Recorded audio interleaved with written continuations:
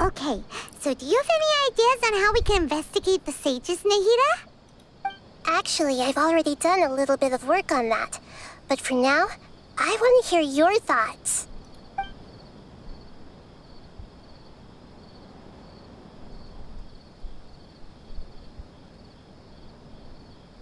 We're in the dark as of now. Since we still don't know anything about their goals, any rash move could tip them off and lead to terrible consequences. After all, every person in Sumeru City is one of their hostages. No way, that's too risky.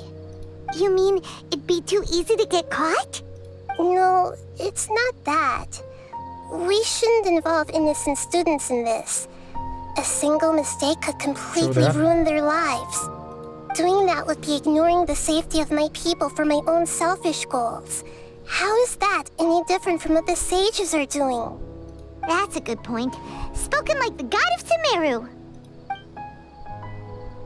I've already tried that, but all the key members of the academia, even the core 30 guards, intentionally avoid wearing their Akasha terminals. It seems that from the very beginning, they've been guarding against info leaks from the Akasha. Of course, it could also be because they're wary of me. Have you already caught the sage's attention? I'm guessing not yet, but distrusting me would make perfect sense if they've ever paid attention to the urban legends about me. In any case, I probably can't take over their minds directly. Are we really out of ideas? Nahida, you're super smart, so you already have something in mind, right? Don't keep us in suspense. Spill the beans already. According to a popular theory from the Vahumana Darshan of the academia, rejecting impractical motions at the beginning of a planning session will give more weight to the actual proposal. Okay, but aren't you the god of wisdom? You don't have to use that kind of gimmick to make us take your ideas seriously. Well, I've been thinking that if I can't directly possess the leaders, and if I can't get ordinary people involved, then I should find someone who's already involved, but hasn't decided to side with the sages. You're saying we should recruit a spy? That does sound like it could work. Oh, before coming back, we met someone named Alhaitham. He seems like he acts alone, and he likes doing stuff behind the academia's back. They probably aren't in cahoots. Actually, I already have someone in mind. Do you still remember that female scholar named Setaria? Setaria? Paimon remembers now. Isn't she the one who's always trailing behind the Grand Sage of the Academia? We ran into her basically every time the Sub-Zero's festival repeated itself. You could even say we're old enemies by now. Paimon still remembers the smug and mean way she always spoke to Nilou. I've always liked observing all kinds of people, and Setaria has always stood out from the crowd. She was born in the desert and was hailed as their greatest genius. Her academic gifts allowed her special admission into the academia, and also gave her the opportunity to serve as the sage's assistant. Oh, Paimon didn't know she was from the desert. She must be pretty special then. Paimon feels like most of the desert dwellers around the city are working as mercenaries.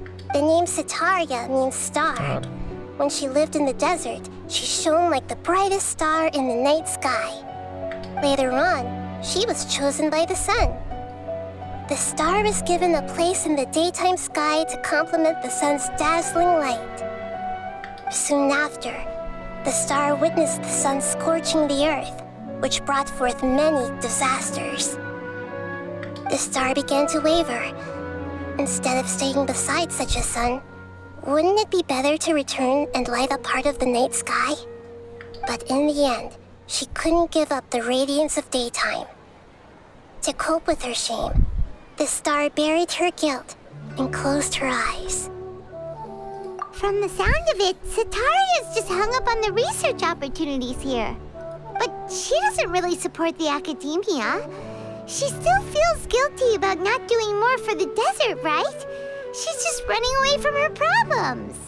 Indeed. When they are presented with complex moral issues, many people will simply plug their ears and go with the flow until the problem can't be fixed anymore. She's suppressing a lot of guilt, but before she realized it, she had already become the sage's accomplice. She can't deny her part in their schemes anymore. Right. We must somehow make her face her problems again. That way, not only can we get useful intel from her, but she can also use it as an opportunity to redeem herself. From my past observations, Zetaria will take a day off from the academia every 10 days to do some shopping in the city. Tomorrow afternoon just happens to be a shopping day for her. That'll be our chance. Okay.